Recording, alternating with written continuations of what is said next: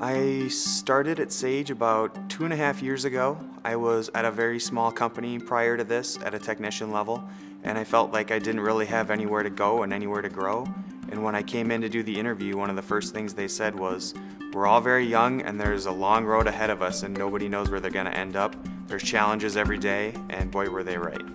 When I started as a training coordinator, I knew that I'd be starting from ground zero. We have a lot of different departments that all did their training in different ways and tracked their training in different ways and held their teams to different levels of competency. And I was essentially given the green light to find what I thought was best.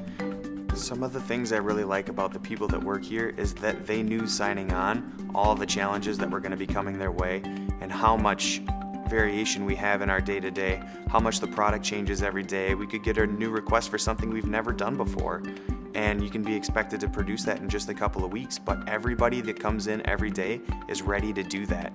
You don't have people that are holding back. You have people that are here because this is an opportunity to learn and grow and use your mind to do new things that no one's ever done.